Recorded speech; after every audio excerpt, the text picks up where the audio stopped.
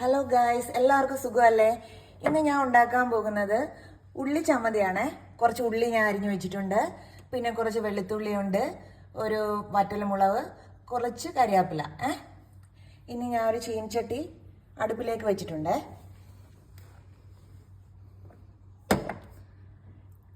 അതിനുശേഷം ചീനച്ചട്ടി ചൂടായതിന് ശേഷം കുറച്ച് വെളിച്ചെണ്ണ നമുക്ക് ഇടാമേ. കുറച്ച് കൂടുതൽ വെളിച്ചെണ്ണ ഇടുന്നത് നല്ലതായിരിക്കും. വെളിച്ചെണ്ണ ഇടുന്നതനുസരിച്ച് നല്ല ടേസ്റ്റ് കൂടും. ഇത് വളരെ ചെറിയൊരു ചീനച്ചട്ടിയാണ്, കണ്ടോ? നിങ്ങൾക്ക് ഇഷ്ടപ്പെട്ടോ? നല്ല ക്യൂട്ടല്ലേ?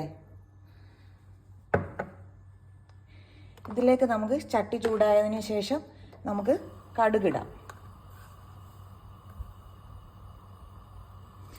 നല്ല ചെറിയ കടുകാണ് വാങ്ങിച്ചു വെച്ചേക്കുന്നത്. ഇവിടെ നല്ല ചെറിയ കടുക് കിട്ടും.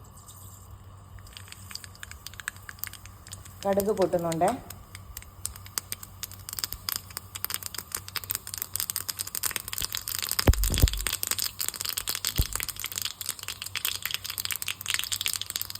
കടുക് പൊട്ടുമ്പോൾ നമുക്ക് വറ്റൽമുളക് ഇട്ട് കൊടുക്കാം.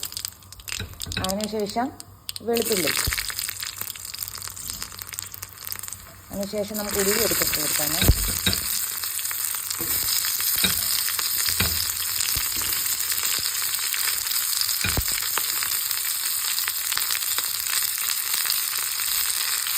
പിന്നെ കരിയാപ്പില.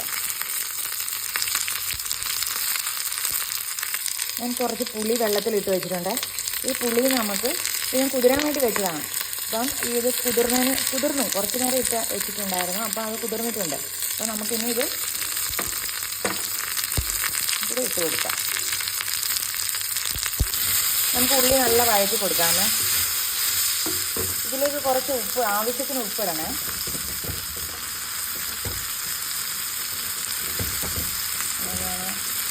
ആവശ്യത്തിനുള്ള ഉപ്പ് എടുത്തിട്ടുണ്ട്.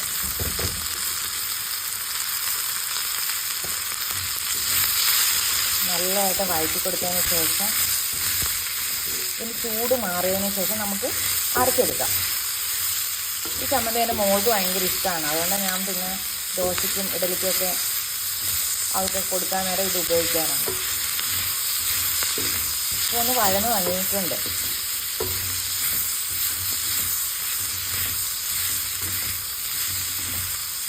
നിങ്ങൾ ഒരു വട്ടം ഒന്ന് ട്രൈ ചെയ്ത് നോക്കണം കേട്ടോ.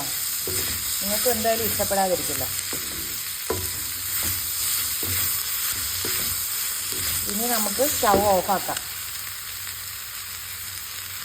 പിന്നെ ചൂടാറിയതിന് ശേഷം നമുക്കിതൊന്ന് അരച്ചെടുക്കണേ. ഓഫ് ചെയ്തതിന് ശേഷം ഞാൻ കുറച്ച് മുളക് പൊടി ഇട്ട് കൊടുക്കുന്നുണ്ട്. നിങ്ങൾക്ക് നല്ല എരിവ് വേണമെങ്കിൽ കൂടുതൽ മുളക് പൊടി ഇട്ട് കൊടുക്കുക. ഇവിടെ കുറച്ച് എരിവ് മതി, അതുകൊണ്ടാണ് ഇത്ര ഇട്ട് കൊടുക്കുന്നത്. കാരണം അതും കൂടെ ഒന്ന് ഇതിലിട്ടൊന്ന് വഴക്കിയെടുക്കുക, അല്ലെങ്കിൽ പൊടി കരിഞ്ഞു പോകും. അതുകൊണ്ടാണ് ഞാൻ മിക്സിയുടെ ജാറിൽ ഇട്ട് കൊടുത്തിട്ടുണ്ട്. നമുക്കിനി ഇതൊന്ന് അടിച്ചെടുക്കാമേ. ചമ്മന്തി റെഡിയായി കഴിഞ്ഞു ഗൈസ്. നിങ്ങൾക്ക് തേങ്ങയൊന്നും ഇല്ലെങ്കിൽ പെട്ടെന്ന് റെഡിയാക്കാൻ പറ്റിയ ഒരു ചമ്മന്തിയാണേ. ഒന്ന് റെഡിയാക്കി നോക്കണേ. നമ്മുടെ ചമ്മന്തി റെഡിയായി കേട്ടോ. അപ്പം ഇത് നമുക്ക് ഇഡലിയുടെ ദോശയുടെ ഒപ്പം കഴിക്കാം കേട്ടോ. അപ്പം വീഡിയോ ഇഷ്ടപ്പെട്ടാൽ ലൈക്ക് ചെയ്യണം, കമൻറ്റ് ചെയ്യണം, സബ്സ്ക്രൈബ് ചെയ്യണം.